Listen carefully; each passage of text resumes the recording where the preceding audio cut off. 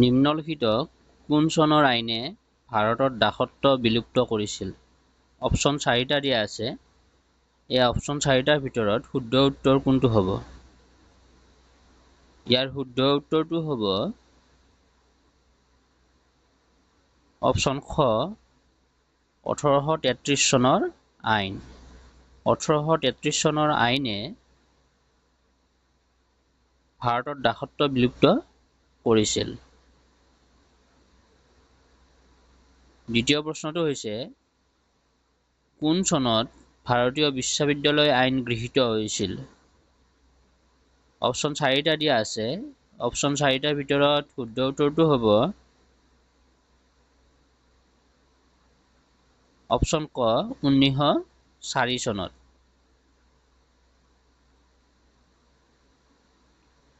তৃতীয় প্ৰশ্নটো দিয়া আছে গজনীৰ চুলতানে কিমানবাৰ ভাৰত আক্ৰমণ কৰিছিল? অপশ্যন 4টাৰ ভিতৰত শুদ্ধ উত্তৰটো হ'ব অপশ্যন ঘ 17 বাৰ। 4 নম্বৰ প্ৰশ্নটো হৈছে সিন্ধু সভ্যতাৰ সময়ত সিন্ধু উপত্যকাৰ লোকসকলৰ প্ৰধান বৃত্তি কি আছিল? অপশ্যন ক চিকাৰ, অপশ্যন খ বাণিজ্য, অপশ্যন গ পশুপালন, অপশ্যন ঘ কৃষি। আৰু ইয়াৰে শুদ্ধ উত্তৰটো হ'ব অপশ্যন ঘ কৃষি। সিন্ধু সভ্যতাৰ সময়ত সিন্ধু উপত্যকাৰ লোকসকলৰ প্ৰধান বৃত্তি আছিল কৃষি। 5 নম্বৰ প্ৰশ্নটো হৈছে কোনগৰাকী মোগল সম্ৰাটে আগ্ৰাৰ পৰা দিল্লীলৈ ৰাজধানী স্থানান্তৰিত কৰিছিল? অপশ্যন 4টাৰ ভিতৰত শুদ্ধ উত্তৰটো হ'ব অপশ্যন গ ঔৰংজেবে। মোগল সম্ৰাট ঔৰংজেবে আগ্ৰাৰ পৰা দিল্লীলৈ ৰাজধানী স্থানান্তৰিত কৰিছিল। 6 নম্বৰ প্ৰশ্নটো হৈছে কিমান চনত ভাৰতবৰ্ষত স্কাউট আৰু গাইড বাহিনী গঠন কৰা হৈছিল? অপশ্যন 4টা দিয়া আছে। এই অপশ্যন 4টাৰ ভিতৰত শুদ্ধ উত্তৰটো হ'ব অপশ্যন ক 1950 চনত। 1950 চনত ভাৰতবৰ্ষত স্কাউট আৰু গাইড বাহিনী গঠন কৰা হৈছিল।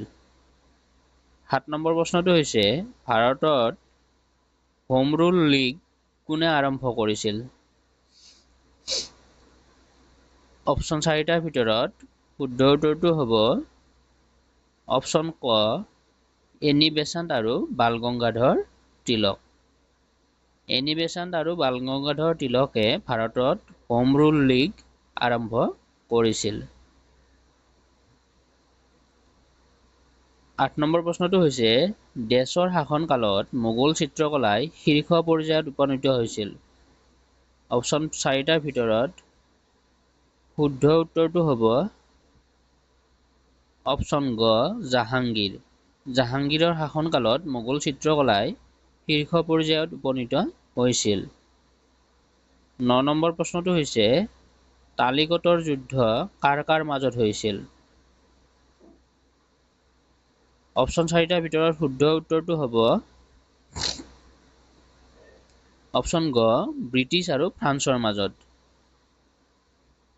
10 নম্বৰ প্ৰশ্নটো হৈছে আগ্ৰা লালকিল্লা নিৰ্মাণৰ কৃতিত্বৰ স্বীকৃতি কাক দিয়া হয়? শুদ্ধ উত্তৰটো হ'ব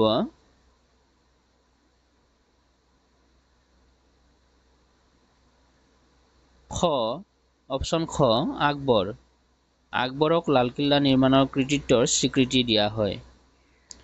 11 নম্বৰ প্ৰশ্নটো হৈছে কোনগৰাকী ভাৰতীয় মুক্তিযোদ্ধাৰ জন্মদিনটো 23 জানুৱাৰী তাৰিখে পালন কৰা হয়?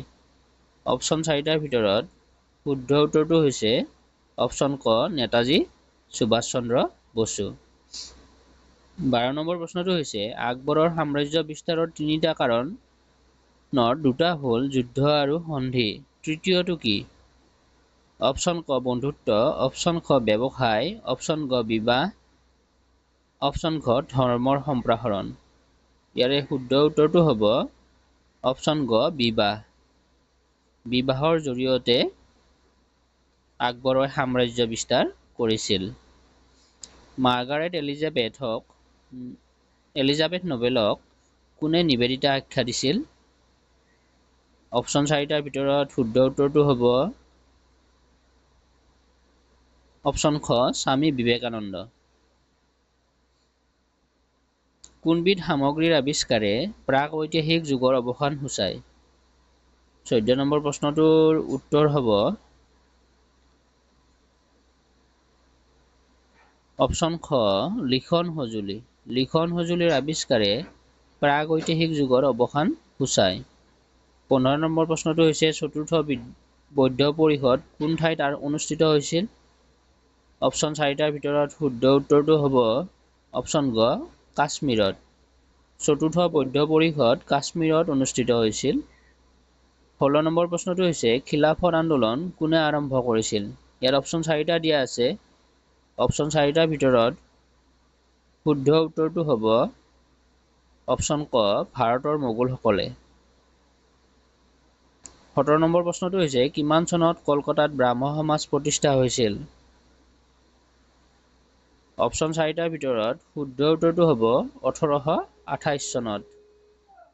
18 নম্বৰ প্ৰশ্নটো হৈছে কোন চনত সৰ্বভাৰতীয় কৃষক সভা গঠন কৰা হৈছিল?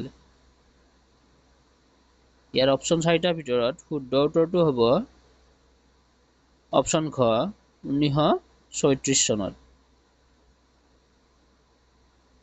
19 নম্বৰ প্ৰশ্নটো হৈছে খিলাফত আন্দোলন কোন চনত হৈছিল? ইয়াৰ অপশ্যন 4টাৰ ভিতৰত শুদ্ধ উত্তৰটো হ'ব অপশ্যন খ 1919 চনত। আজিৰ শেষৰ প্ৰশ্নটো হৈছে শকা যুগ কেতিয়া প্ৰতিষ্ঠা হৈছিল? আৰু অপশ্যন 4টাৰ ভিতৰত শুদ্ধ উত্তৰটো হ'ব অপশ্যন গ 78 খ্ৰীষ্টাব্দত। ধন্যবাদ।